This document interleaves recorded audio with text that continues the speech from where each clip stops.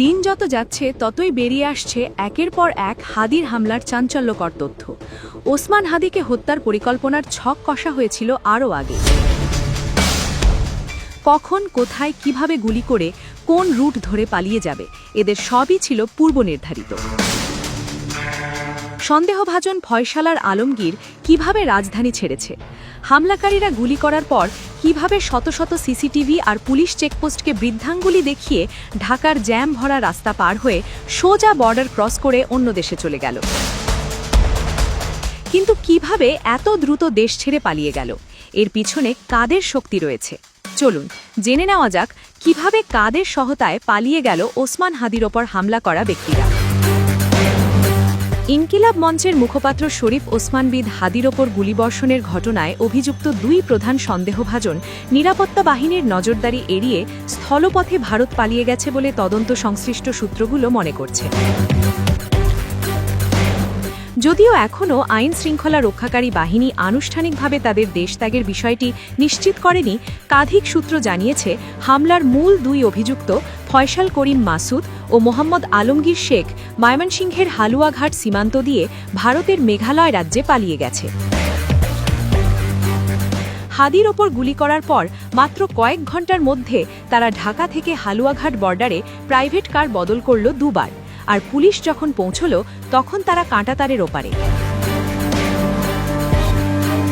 গোয়েন্দা তথ্যে উঠে এসেছে পালানোর এক নিখুঁত মাস্টার প্ল্যান, আর এই পুরো গেমে বাইকের মালিক আব্দুল হান্নান আসলে কার দাবার গুটি।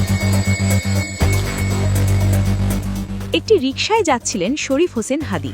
ঠিক তখনই পিছন থেকে একটি মোটরসাইকেলে আসা দুই যুবক, কোনো কথা নেই, মুহূর্তে পিস্তল বের করে হাদির মাথা লক্ষ্য করে গুলি। এরপর আহত হাদিকে নিয়ে যাওয়া হয় হাসপাতালে।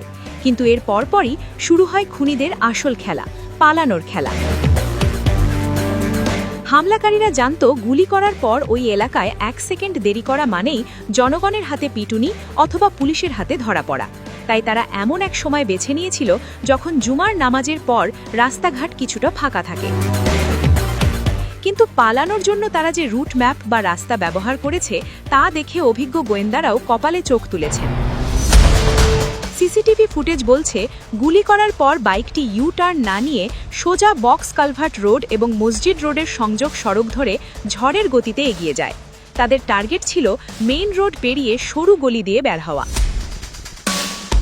একটি তদন্ত সূত্র জানায় শুক্রবার বিকেলে বিজয়নগরের বক্স কালভার্ট রোডে হামলার পর তারা মোটরসাইকেলে করে নয়াপল্টন, শাহবাগ, বাংলা মোটর, কারওয়ান বাজার, ফার্ম গেট ও আগারগাঁও হয়ে মিরপুরে পৌঁছায়। সেখানে মোটরসাইকেল রেখে তারা একটি প্রাইভেট কারে উঠে আশুলিয়া ও গাজীপুর হয়ে ময়মনসিংহের দিকে রওনা দেয়। ময়মনসিংহে পৌঁছে গাড়িটি পরিত্যাগ করার পর তারা আরেকটি প্রাইভেট কারে ওঠে। পরে হালুয়াঘাটের কাছে ধারাবাজার এলাকার একটি পেট্রোল পাম্পে আবার গাড়ি বদলায়। সেখান থেকে 2 মোটরসাইকেলে 3 যুবকের সহায়তায় তারা ভুটিয়াপাড়া পৌঁছে রাত আনুমানিক 2:30টার দিকে। এরপর মানব পাচার চক্রের সহায়তায় সীমান্ত পার হয়। তদন্তে সংশ্লিষ্ট একটি নির্ভরযোগ্য সূত্র জানায় হামলার আগেই সীমান্ত পার হওয়ার জন্য প্রয়োজনীয় সব লজিস্টিক ব্যবস্থা করে রেখেছিল ফয়সাল ও আলমগীর। হামলার মাত্র 12 ঘন্টার মধ্যেই তারা নির্ধারিত পরিকল্পনা অনুযায়ী হালুয়াঘাট সীমান্তে পৌঁছে যায়। মানব পাচারকারী তাদের সীমান্ত পার হতে সহায়তা করেন। অভিযানে পুলিশ ও বিজিবি কাউকে আটক করতে না পারলেও তদন্তকারীরা মনে করছেন ফিলিপস নালও অভিযুক্তদের সঙ্গে ভারত পালিয়ে থাকতে পারেন। ফয়সাল, আলমগীর ও ফিলিপস নাল এখনও পলাতক থাকলেও সীমান্ত পার হতে সহায়তার অভিযোগে 4 জনকে আটক করেছে আইন শৃঙ্খলা রক্ষাকারী বাহিনী। তদন্তে অভিযুক্তদের ভারত পালিয়ে যাওয়ার তথ্য পাওয়া গেলেও বিষয়টি এখনও আনুষ্ঠানিকভাবে নিশ্চিত করা হয়নি। হামলার ঘটনার পর থেকে সীমান্ত জুড়ে বিজিবি সর্বোচ্চ সতর্কতায় রয়েছে বলেও জানান তিনি। নুসরাত জাহান, নিউজ 365, ঢাকা।